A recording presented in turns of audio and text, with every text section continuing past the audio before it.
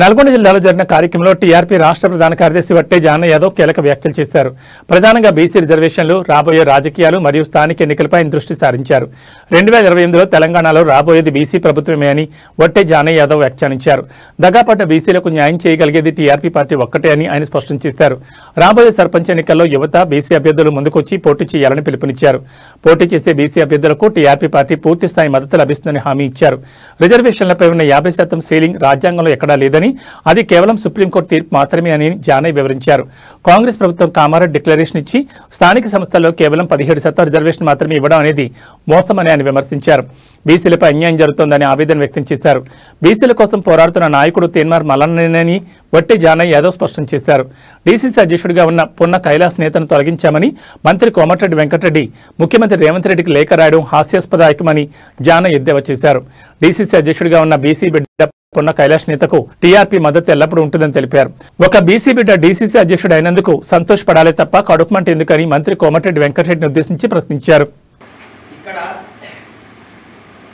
Congress party అధికారంలోకి వచ్చింది అంటే రెడ్డిలు ఓట్లేస్తే రెడ్డిలు గెలిచిరు, ఇది రెడ్డి పార్టీ అనేటటువంటి నానుడి ఆ వర్గాలు ఉంది. ఎందుకంటే ఇక్కడున్న పడినటువంటి ఎస్సీ ఎస్టీ బీసీ వర్గాలు గొంతెత్తకపోవడం, వాళ్ళతోనే జాగ్రత్తగా వాళ్ళతోని గౌరవంగా బతకడం వల్ల ఇవాళ ఈ వర్గాల యొక్క పరిస్థితి ఆడికొచ్చిందో మరి ఆలోచన చేయాల్సినటువంటి అవసరం ఇక్కడ ఉండబడినటువంటి ఎస్సీ ఎస్టీ బీసీ వర్గాలకు ఉంది. సామాజిక న్యాయం పేరు చెప్పుకుంటూ 9 నియోజకవర్గాలు కానీ 8 నియోజకవర్గాల రెడ్డిలను గెలిపించిన సందర్భంలో మరి పున్నా కైలాసు ఆ ఎన్నికల కంటే ముందే ఆ నాయకుడిని ఏ రకంగా తిట్టిండో మాకైతే తెలియదు. మరి వాళ్ళ ఈ నాయకుడు లెటరు ఆ పార్టీ పెట్టిన తర్వాత ఆయన తిట్టని కూడా వాళ్ళు బయట కనపడతా ఉంది.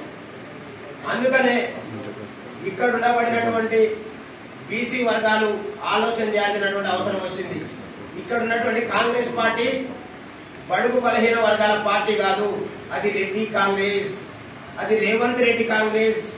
ఇక్కడ నల్గొండ జిల్లాకు వస్తే కోమటిరెడ్డి వెంకటరెడ్డి కాంగ్రెస్, ఉత్తమ్ కుమార్ రెడ్డి కాంగ్రెస్ పార్టీ, ఇంకో కాడికి పోతే ఇంకో రెడ్డి ఉంటుంది తప్పితే ఎక్కడ కూడా బీసీ బిడ్డలకు న్యాయం జరగదనే దానికి బిడ్డ చేసుకునే అవకాశం వచ్చింది.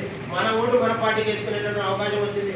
మనం వేసుకున్నటువంటి ఓటుతోని వచ్చే అధికారాన్ని మనమే పాల్గొనే ఆ అధికారాన్ని అడ్డం పెట్టుకుని మన జాతిని పరిపాలించుకునే అవకాశం వస్తుంది. కాబట్టి దయచేసి తెలంగాణ రాజ్యాధికార పార్టీ తీన్మార్ మల్లన్న గారి నాయకత్వంలో ఆవిర్భవించినటువంటి పార్టీ ఈ అగ్రవాళ్ళ 75 ఏళ్ల తర్వాత ఒక బీసీల వేదికగా, బీసీల గొంతుగా, బీసీల అభివృద్ధి ధ్యేయంగా వచ్చినటువంటి మొట్టమొదటి పార్టీ. కాబట్టి మరి ఈ పార్టీ మన పార్టీగా ఇక్కడ ఉన్నటువంటి ఎస్సీ ఎస్టీ బీసీ వర్గాలు కూడా మరి ఓన్ చేసుకొని అక్కడ పోటీ చేస్తున్నటువంటి మన జాతి బిడ్డల్ని మరి వాళ్ళ స్థానిక సంస్థలు గెలిపించుకోవాల్సిందిగా విజ్ఞప్తి చేస్తూ ఈ పార్టీలని ఈ ఉమ్మడి నల్గొండ జిల్లాలో ఏదైతే అగ్రవర్ణాలని బొన్న పెట్టాల్సినటువంటి సమయం ఆసన్నమైంది. కాబట్టి ఈ రెడ్డి వర్గాలు ఎక్కడ పోటీ చేసినా రెడ్డి వర్గాలకు వ్యతిరేకంగా ఓటేస్తామని ప్రమాణం చేసుకుని మీ దగ్గరికి ఎవరు రారు, మిమ్మల్ని ఎవరు మందలేరు, మీకు మీరుగా అంతరాత్మ సాక్షిగా పోయి అగ్రవర్ణాల పార్టీలకు వ్యతిరేకంగా ఓటేయాల్సిందిగా విజ్ఞప్తి చేస్తా ఉన్నారు.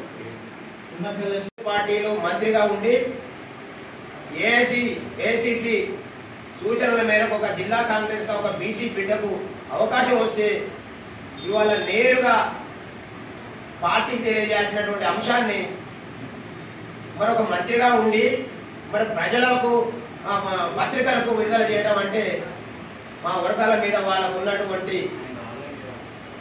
మరి చులకన తత్వం ఏందో వాళ్ళు అర్థమవుతా ఉంది. అది మీ పార్టీ అంతర్గత విషయాలు అయినప్పుడు పార్టీలో మాట్లాడుకోవాలి. మా జాతి బిడ్డకు ఒక గౌరవప్రదమైనటువంటి ఒక అవకాశాన్ని ఆ పార్టీ కల్పిస్తే ఆ పార్టీకి లాయల్గా ఉండి ఉద్యమ కాలంలో తెలంగాణ ఉద్యమంలో కావచ్చు అనేక సందర్భాల్లో కాంగ్రెస్ పార్టీని వీడకుండా కాంగ్రెస్ పార్టీ అధికారంలోకి రావడం కోసం ఆ కుటుంబమైనా వాళ్ళ కుటుంబంలో ఒకరిద్దరు అటు ఇటు పోయి వచ్చిన మా జాతి బిడ్డ ఉన్న కైలాస్ ఆ పార్టీని పట్టుకొని నమ్ముకొని పార్టీ అధికారంలోకి వచ్చేంత వరకు కూడా మరి పాటుపడ్డటువంటి వ్యక్తికే ఈ రకమైనటువంటి అవమానం జరిగితే మరి ఇక్కడ ఉన్నటువంటి బీసీ సమాజం మీరు గతంలో ఏ ఆట ఆడితే ఆ ఆట చెల్లిందన్నట్టుగా మీ ప్రవర్తన ఉంటే మీ గోతిలో మిమ్మల్ని మీరే పాతలేసుకునేటటువంటి సందర్భం వచ్చిందనేటటువంటి వాస్తవాన్ని కూడా గుర్తెరగాల్సిందిగా ఇక్కడ ఉండబడినటువంటి రెడ్డి కాంగ్రెస్ కావచ్చు ఇంకా ఎలమ టిఆర్ఎస్ కావచ్చు, రెడ్డి టిఆర్ఎస్ కావచ్చు, బీజేపీ నాయకులకైనా ఈ అగ్రవర్ణ పార్టీలందరికీ కూడా ఖబర్దార్. గతంలో ఉండబడినటువంటి అమాయకమైనటువంటి బీసీలు ఇప్పుడు ఇక్కడ లేరు. మాకు చదువు దూరం చేసినా, సంస్కారం దూరం చేసినా, ఆర్థికంగా మమ్మల్ని అనేక రకాలుగా అనగదొక్కినప్పటికీ కూడా ఆత్మగౌరవంతో ఇవాళ సమాజంలో మాకు సామాజిక స్పృహ వచ్చి తిరుగుతా ఉన్నాం.